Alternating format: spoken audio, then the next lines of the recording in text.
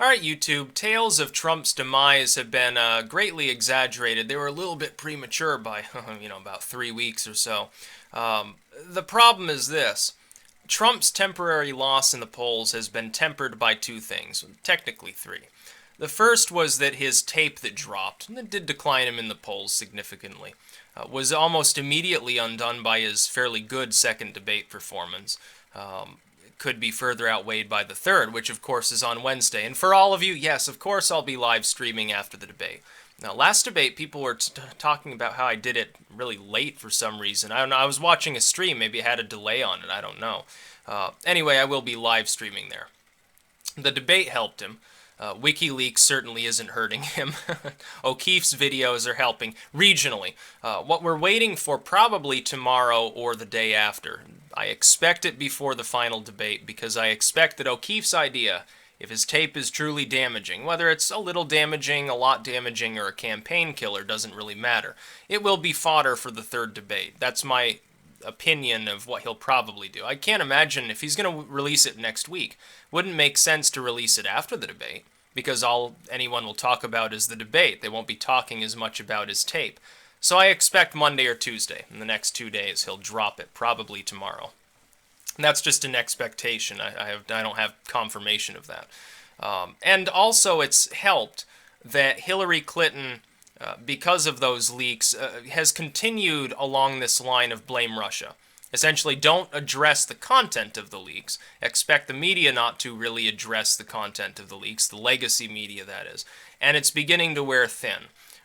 As WikiLeaks continues to dump material, it's going to wear more and more thin. Every time she blames Russia, or Podesta blames Russia, or or anyone else in her campaign, or surrogates and proxies, comes on the media and says, "Oh, well, don't worry too much about the fact that she's corrupt as hell and taking money from these ISIS sponsoring states. It's the Russians are trying to interfere with our election." People are, I think, increasingly going to say, "Oh, well, who cares? Who cares whether the Russians are interfering? We have a right to know these things. It's obvious why you were hiding them in the first place." It is happening. It is slowly denigrating her support. WikiLeaks so far, with their dumps, hasn't destroyed her campaign, but it's increasingly taking a toll among the younger generations of voters that the Democrats have to win with handily in order to win any election, let alone a presidential race. I believe that that will be the nail in her coffin. I don't know whether O'Keefe's video will be a doozy, a double doozy, or a floozy, or anything else. A little bit of a reference to our local weathercasting in the winter here in Vermont. Those are terms that they use for winter storms, essentially nor'easters. They're either a floozy, a doozy, a double doozy, or there are other terms that they use. It's really funny. Small town America, it's northern New England. What else are we supposed to do other than make cow tipping?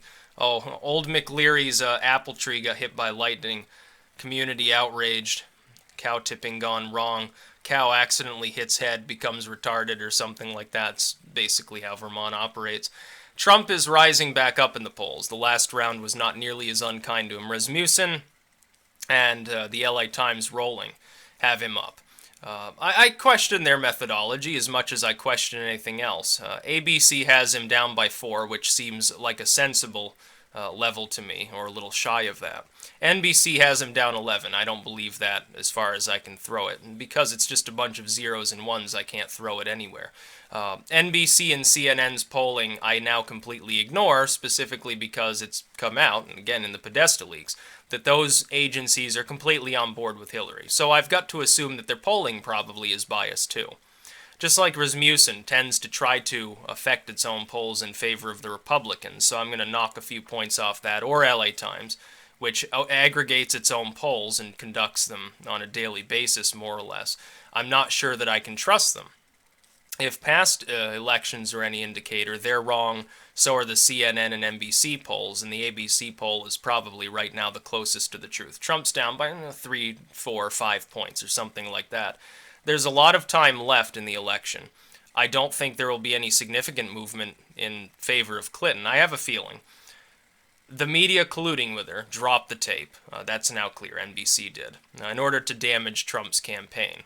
It looks like that and the allegations of sexual misconduct have had little lasting impact because people have begun to ignore them. They've become purely partisan issues, and they're more focused right now, the public is, on WikiLeaks than anything else.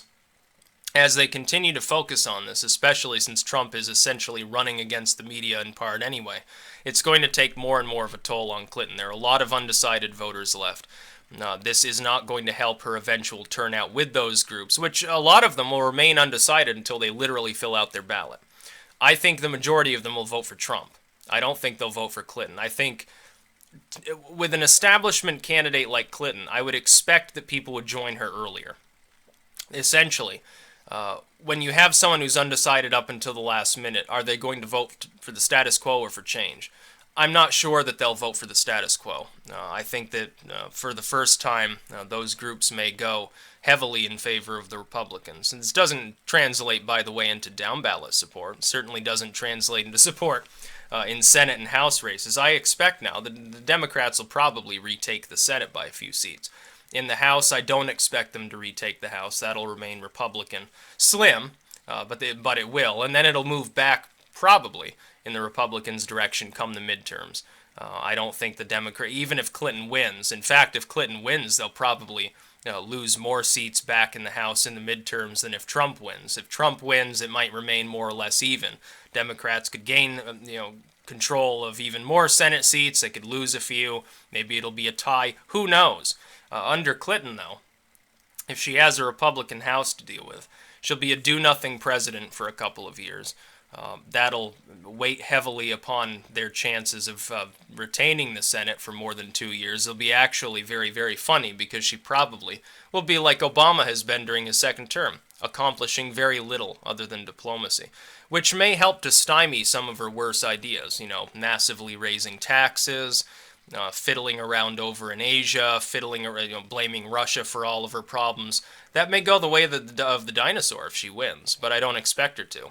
I think that O'Keefe's leak, the third debate, WikiLeaks, there are a bunch of things right now standing in front of her actually winning. The fact that she's a few points ahead in polling, I expect to change by Election Day. There will be at the very least a narrowing and a lot of confusion and potentially a lot of hype, I think, in the last week or so of the election. But like I've said before, for the next couple of weeks, I can't give a final prediction, at least for the next couple of weeks, until the very end of October and the beginning of November, when it gets down to the wire. It's impossible with any certainty because we don't know who will prevail at the third debate, what will happen there, what will be said, who will have better arguments, who does the public think won, who does the lamestream legacy media think won. The latter probably will heavily go for Clinton, regardless of what they say at the debates. If they can't cover for and have to admit that Trump won, then you know it was a real doozy of a win. We don't know what O'Keefe will leak, if anything. It could be he's just blowing out of his ass. I don't think so, but that remains a possibility. We don't know what will be in the next WikiLeaks revelation. On a day-to-day basis, it's taking a toll on the Clinton campaign. Because Clinton's biggest weakness all along was, people see her as dishonest and corrupt. It's not helping. These leaks are not aiding her in reversing that trend. It doesn't really even matter if she has higher turnout and approval among women, and right now I think she's still trailing Obama's numbers on that total. If O'Keefe has what he says he has, she won't win the black vote. Well, there goes her campaign. Her statements on Catholicism and on Latinos in general, I think hasn't even been fully reflected in the new polling. It'll be a couple of days before we see how badly that's affected her, and I think that it'll affect her more than you think. That could essentially bring the race back into a tie on its own. If that happens, my goodness, Trump has an advantage going into November, considering that right now, all we have are a couple of people claiming that there are other Trump tapes, but they've taken absolutely no steps to assure anyone that those tapes, number one, exist, number two, can be released. In fact, NBC, begrudgingly it seems, clamped the lid down on that tale. It turns out Billy Bush has been fired from his job. Turns out NBC almost certainly planned the release to correspond with the second debate. But now Trump may get his comeuppance, because if O'Keefe leaks his tape tomorrow and it's a real heavy hitter, then the third debate will be overshadowed by, hey, Clinton's a racist. Clinton, here she is doing the Sieg Heil. Here she is talking about cotton picking. Here she is talking about fried chicken dinners or something like that. In the polling I conducted, most people expect it to be damaging, but not like KKK level, like campaign killer. They expect it to raise a little bit, specifically raise some eyebrows on the far left. I would point out, though, even raising some eyebrows on the far left, Jill Stein, keep this in context, Jill Stein, who's further left than Bernie Sanders, comes out and says, yeah, Trump's better on foreign policy. He doesn't want to start a war with Russia. That's really bad for the Clinton campaign, because a lot of the Bernie Sanders supporters, they really like Jill Stein. Even if they've climbed on board with Hillary Clinton, they respect her because they see she's a leftist. Look at the Dakota Access protests and all that. She sort of fits in with the grandma hippie crowd. And it's not good when she's saying the Republican candidate, an old white dude who's talking about lowering corporate tax rates as a better foreign policy. It just doesn't look good for Clinton one way or the other. You couple that with the fact that WikiLeaks increasingly is pointing out that Clinton is a warmonger, and potentially her being exposed as at least racially dubious. Now keep in mind, what you or I'm assuming if you're watching this channel, you're probably either you're alt-right, you're a libertarian, maybe you're an absolute skinhead. You probably don't care about the kind of racially ambiguous terms that would piss off the average far leftist, the Bernie Sanders crowd, the social justice warriors. They do. They care. Even something that's a little bit off-color, that we would see as, well, it was maybe worded a little improperly, but it's not evidence that you're a Nazi or something. Or, well, it's not politically correct, but who cares about political correctness? Well, they do. And that's another weakness for Clinton. She's had to straddle this line, in her own words she used these, between the center-left and center-right for so long, that a lot of the far left is still not really amalgamated behind her. They did behind Obama. They had no problem with Obama. Even after the NSA revelations and fighting and drone strikes, they still amalgamated behind him. But Clinton is offering them something that's less far left than Obama on fiscal policies. Certainly she's been exposed as a war hawk on international issues. She's been exposed as, for instance, pro-fracking and blames, anti-fracking movements on a Russian conspiracy too. It's beginning to look more and more like it'll be the far left, ironically enough, that defeats Hillary Clinton. It'll be the very young, the millennial voting blocs that went heavily for Obama, that simply won't vote when it comes to November. Many of them will refuse to vote. They'll write. I know a number of people who are planning to write in Bernie Sanders. They would perhaps vote for Clinton, but they're not going to. They can't bring themselves to vote for her. They see her for what she really is. Some of them are voting for Jill Stein. If they care about sort of the vaxxer issue, and they're voting for Sanders. Here in Vermont, I've seen probably 100 times more support for Bernie Sanders than for Hillary Clinton. I think that Bernie Sanders may end up winning this state as a write-in. That's another estimation. That's a vague prediction. I think that Sanders will be above 10% in the state of Vermont, regardless of the fact that he's on the ballot. I honestly, there's a chance he wins this state.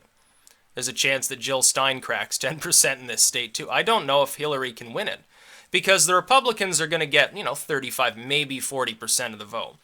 If Hillary is having to contend with a lot of otherwise Hillary voters who defect and they say, no, I'm voting for Sanders, or they vote for Johnson, or they vote for Stein, she could end up losing the state of Vermont because of a split vote. If that happens, all bets are off as far as the electoral total. It'd be hilarious. In fact, I hope that happens. I don't care whether Trump wins this state. But to see Hillary deny to win here, regardless of what happens, to see Bernie Sanders win it or whatever, it'd be great. We're capable here in Vermont of standing on principle. We like to keep things weird. The centrist, neoliberal style Democratic candidates that are really, really anti-gun, but they're not really progressive on anything, and they're not like Bernie Sanders socialism, they're not like Green Party, they're just sort of, war hawks at the end of the day. They're pro-corporate. We don't really like them here in Vermont. I wouldn't have a problem so much with an actual leftist if they were running. Even Sanders, I said I can't vote for him because of his economic policy would screw me. But I can at least respect that he has some sort of integrity. I think he pissed some of that away with being paid by the Clinton campaign apparently to endorse her. And it looks like he did have to actually literally get paid to provide an endorsement. It's very, very funny that they had to actually bribe him to get him to back the Democratic candidate. And remember, he's an independent. He just happens to be further left than them. He just never joined the Socialist Party, I guess. Very, very funny. Maybe he's too much of a socialist light because he still believes in starting the occasional war. No, I don't see good things ahead for Clinton. Trump's rising again. WikiLeaks is starting to have an impact. And again, it is starting to seep into the legacy media. It's only a drip at first, but it could turn into a deluge. If damaging enough revelations take place, the legacy media won't be able to avoid from covering it. In fact, they'll probably defect. They'll withdraw their endorsements. What can happen is a tipping point at which they say it's no longer particularly likely that Clinton wins, so why would we support her? Because we're not worried about her.